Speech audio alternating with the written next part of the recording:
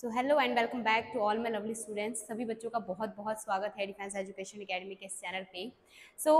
Start करते हैं आज की हमारी क्लास को। स्टार्ट करने से पहले आई होप सभी बच्चे बहुत अच्छे होंगे, ओके, एंड रेडी होंगे आज की क्लास के लिए। शुरू करते हैं। जो हमने चैप्टर स्टार्ट किया था, जो हमने टॉपिक स्टार्ट किया था which is exponents and powers, आज उसको हम फर्दर कंटिन्यू करेंगे। आज टोटली हम उसके क्वेश्चंस के ऊपर बात करेंगे, ठीक है। जो हमने लॉस पढ़े थे, जो हमने लॉस के बारे में जाना था, उनके ऊपर तो क्वेश्चंस करेंगे ही करेंगे, बट जो बेसिक्स हमने पढ़ी थे उनके रिलेटेड जो क्वेश्चंस हैं उनको भी आज हम करेंगे, ठीक है। शुरू करते हैं आज के हमारे क्वेश्चंस। बहुत ही अच्छे और बहुत ही इंटरेस्टिंग क्वेश्चंस हैं, सॉल्व करेंगे, मजा भी आएगा और करने में भी इंटरेस्ट आएगा, ठीक है। स्टार्ट करते हैं आज की हमारी क्लास को। सबसे पहले हमें क्वेश्चन क्या बोला है, फाइंड द वैल्यू ऑफ। इनकी हमें वैल्यू फाइंड करनी है, ठीक है। इनकी हमें क्या फाइंड करनी है, वैल्यू फाइंड करनी है। तो हमने एक चीज सीखी थी बहुत ही अच्छे से कि अगर किसी भी नंबर के जो एक्सपोनेंट वैल्यू है वो जितनी दी हुई होती है उसको हम उतनी बार मल्टीप्लाई करते हैं। एग्जैक्टली ये चीज हमने सीखी थी। यानी कि यहाँ पे 2 की एक्सपोनेंट वैल्यू कितनी दी है, 6 दी है। It means 2 into 2 into 2 into 2 into 2 into 2। Exactly कितने बार हमने इसको मल्टीप्लाई कर दिया, 6 टाइम्स मल्टीप्लाई कर दिया, ओके। इट मीन्स 2 2 जा 4, 4 2 जा 8, 8 2 जा 16, 16 2 जा 32, 32 2 जा 64। Our right answer is 64, okay। Next 5 की एक्सपोनेंट पावर कितनी है हमें, 3, यानी कि 5 into 5 into 5, okay. It means 5 5 are 25 and 25 5 are कितना होता है हमारे पास, 125, ओके। कितना होता है, 125।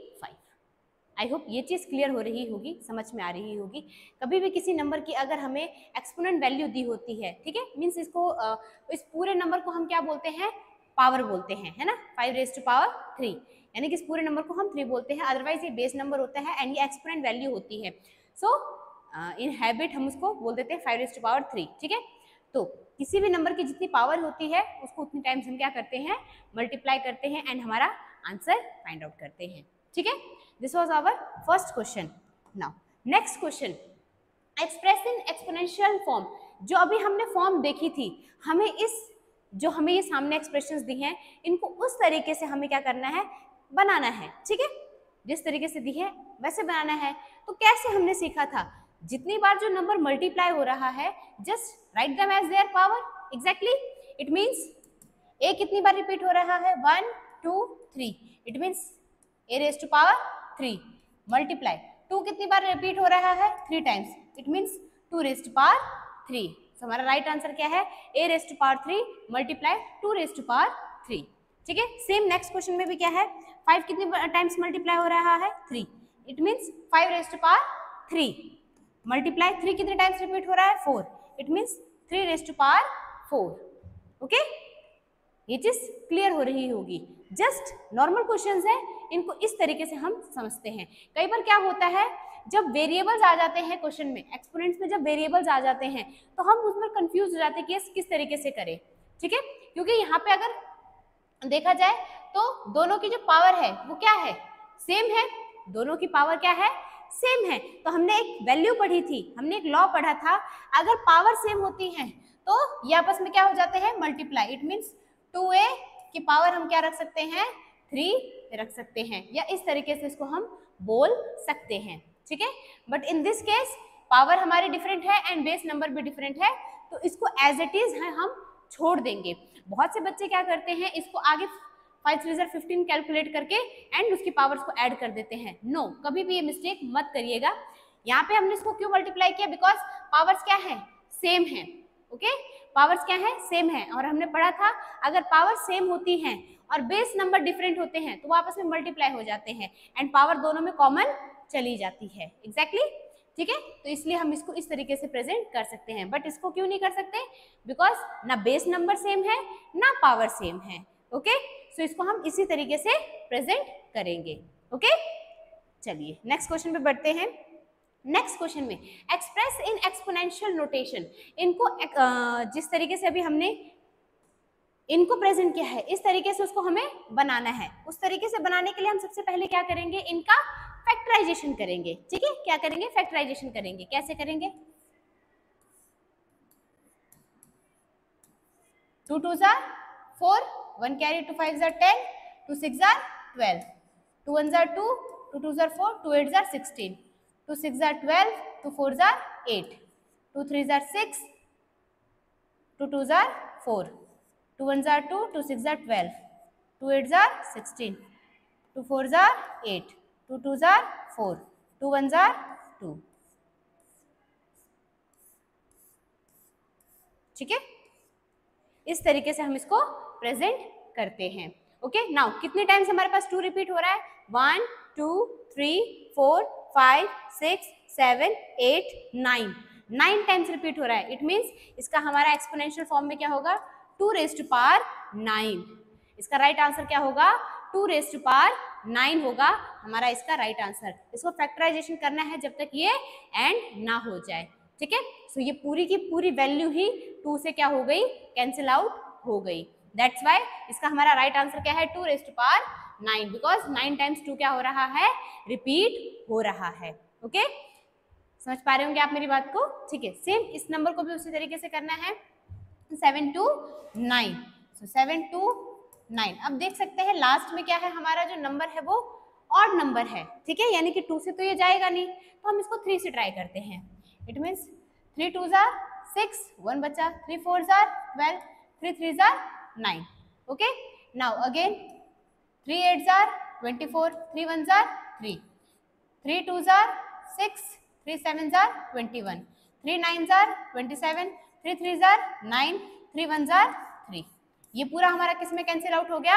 3 के टेबल में कैंसिल आउट हो गया। इट मीन्स यहाँ पे हमारे राइट आंसर क्या होगा? 1 2 3 4 5 6। इट मीन्स इसकी राइट आंसर क्या होगा? 3 raise to power 6। I hope ये चीज क्लियर हुई होगी, आप लोग को समझ में आ रहा होगा। ओके, कि किस तरीके से हम इन क्वेश्चंस को सॉल्व करते हैं। ठीक है, किस तरीके से हम इन क्वेश्चंस को सॉल्व करते हैं। ठीक है, जो भी नंबर आपको दिया जा रहा है, अगर आपको बोला जा रहा है कि यस उनको एक्सपोनेंशियल फॉर्म में प्रेजेंट कीजिए, जस्ट उनका फैक्टराइजेशन कर लेना है। जरूरी नहीं कि वो सेम वैल्यू से पूरे कंटिन्यू चलते जाए, जरूरी नहीं है। ठीक है, बीच में दूसरी संख्या भी रिपीट होती है। मान लीजिए अगर यहाँ तक हमारा 2 से गया है, उसके बाद हमारी 3 से वैल्यू जाने लगे, तो 2 की पावर 3 हो जाएगी। देन 3 जितनी बार रिपीट हो रहा है मल्टीप्लाई 3 की पावर उतनी बार, और कोई नंबर आ रहा है तो मल्टीप्लाई दैट टाइम पावर। ठीक है, उससे कोई इशू नहीं है। बस आपने ये देखना है कि किन किन वैल्यूज में जा रहा है, कितनी बार जा रहा है, वो पावर्स लिखनी है। ठीक है, चलिए next question.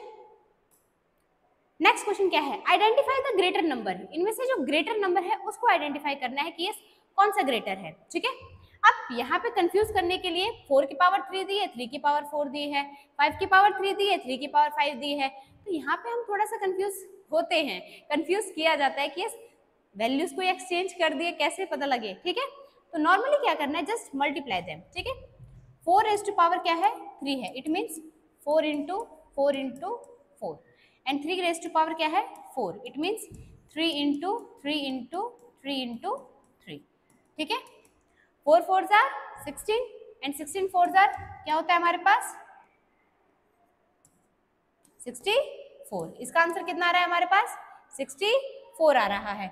3 3s are 9, 9 3s are 27, and 27 into 3 कितना होता है हमारे पास?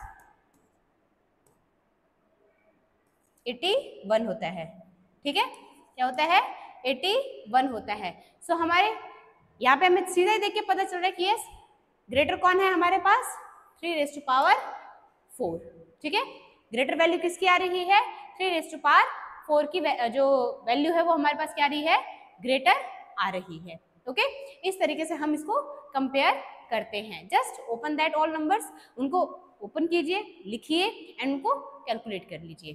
ठीक है, जिसकी वैल्यू ज़्यादा आ रही है वो हमारा ग्रेटर नंबर है। हम कई बार इस चीज़ को धोखा खा जाते हैं कि यस ये छोटा नंबर है, इसकी वैल्यू उसकी इक्वल है, ठीक है, फिर भी वो कम हो जाएगा। ऐसा नहीं होता है। ठीक है, उसको मल्टीप्लाई करके देखिए, आपको आंसर मिलेगा। ठीक है, नेक्स्ट 5 रेज़ टू पावर 3 दी है यहाँ पे, 5 raise to power 3। It means 5 into 5 into 5, जिसका आंसर क्या आता है हमारे पास? 125। एंड यहाँ पे नेक्स्ट हमें क्या दिया है? 3 raise to power 5। It means 3 into 3 into 3 into 3 into 3। ठीक है, 5 टाइम्स हमने लिख लिया, यानी कि 4 बार अगर हम मल्टीप्लाई करते हैं तो 81 आता है। 81 को अगर हम 3 से मल्टीप्लाई करते हैं तो 243। ठीक है, कितना आंसर आ रहा है? 243। तो साफ साफ देख के हमें पता चल रहा है कि यस 3⁵ हमारा क्या है? ग्रेटर नंबर है। 3⁵ हमारा ग्रेटर नंबर है। आई होप ये चीज क्लियर हो रही होगी, आप लोग को समझ में आ रहा होगा कि यस कितने टाइप के हमने क्वेश्चंस किए हैं। ठीक है, कैसे एक्सप्रेशंस को बनाते हैं हम एक्सपोनेंशियल फॉर्म में, एक्सपोनेंशियल को कैसे हम सॉल्व करते हैं, किस तरीके से फैक्टराइजेशन करते हैं, किस तरीके से हम कंपेयर करते हैं कि yes which exponent expression is greater than other. Okay, किस तरीके से हम उसको फाइंड करते हैं। ठीक है, ये चीज आई होप समझ में आ रही होगी आप लोगों को। नेक्स्ट क्वेश्चन क्या है?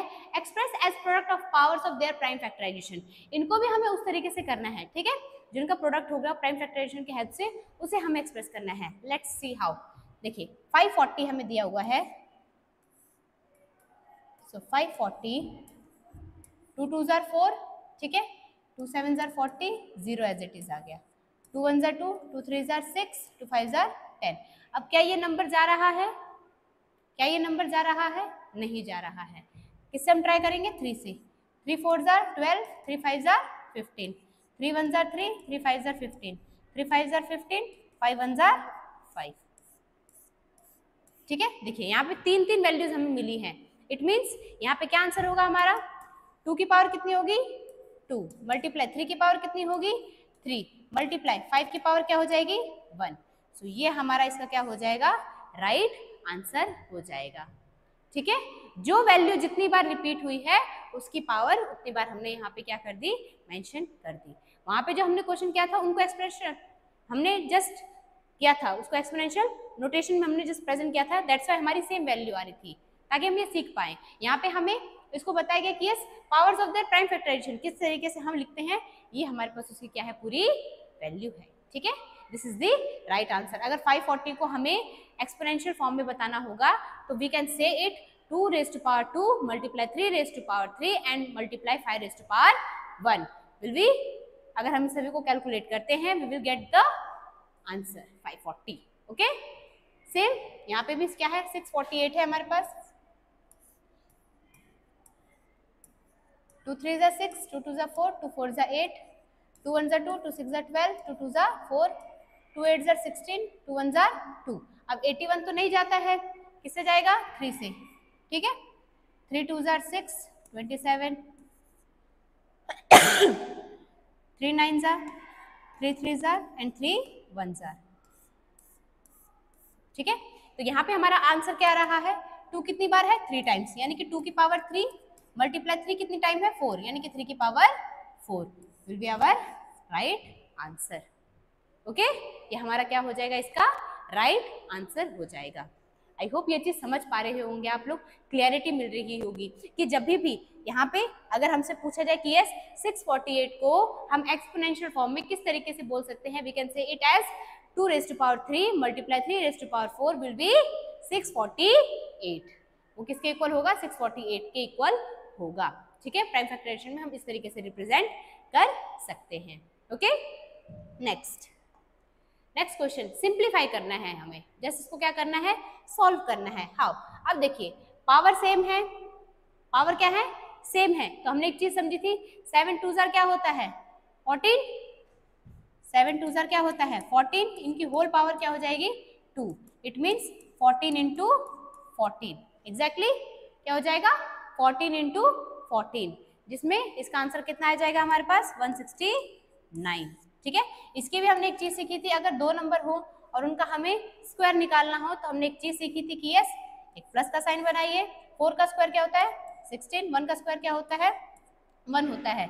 अब इसका होल स्क्वायर निकालना है तो 1 4 जार 4, 4 2 जार 8, तो यहाँ पे हमारी इसकी वैल्यू कितनी आ जाएगी? 6 8 1 9, सॉरी 196 आएगा, सॉरी वैल्यू क्या आ जाएगी? 196, 169 13 का होता है, सॉरी बाय मिस्टेक से।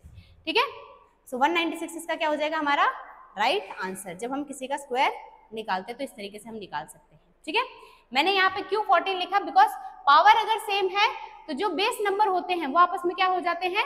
मल्टीप्लाई हो जाते हैं। तो 7 2 क्या होता है 14 एंड वो पावर होली दोनों पे अप्लाई होती है। तो हमारा राइट आंसर इज 196। ठीक है, हमारा राइट आंसर क्या है 196।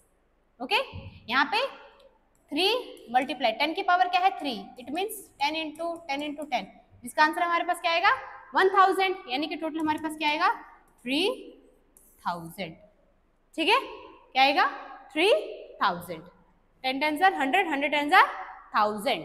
Okay, so right answer is 3000। Okay, समझ में आ रहा होगा आप लोगों को कि इन तरीके से हम किस तरीके से सिंप्लीफाई करते हैं।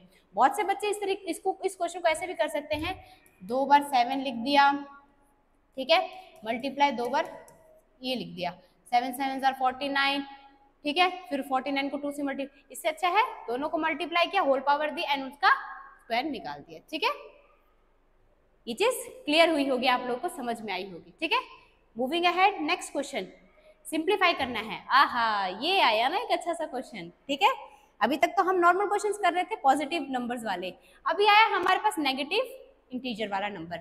मैंने ये भी चीज बहुत अच्छे से बताई थी क्लास में कि जब भी हमें नेगेटिव इंटीजर दिया गया हो, नेगेटिव इंटीजर नंबर दिया गया हो, how to solve that particular number, हमें इतना पता होना चाहिए कि यस, मैंने ये चीज बताई थी कि अगर पावर ऑड नंबर्स में है, अगर पावर ऑड नंबर्स में है तो आंसर हमेशा हमारा माइनस में आएगा, अगर पावर पॉजिटिव नंबर में है तो आंसर हमेशा प्लस में आएगा। तो यहाँ पे तो क्या है नेगेटिव में है, इट मीन्स लिखेंगे हम वैसे ही नॉर्मली -4 इंटू -4 इंटू -4, 4 4 जार 16, 16 4 जार -64, हमारा इसका क्या हो जाएगा राइट आंसर हो जाएगा। ठीक है, माइनस की वैल्यू लगेगी बिकॉज एक माइनस कैंसिल हो रहा है, एक अभी भी हमारे पास रिमेनिंग बच रहा है। ओके, तो इसका आंसर भी किस में आएगा हमारा माइनस में ही आएगा।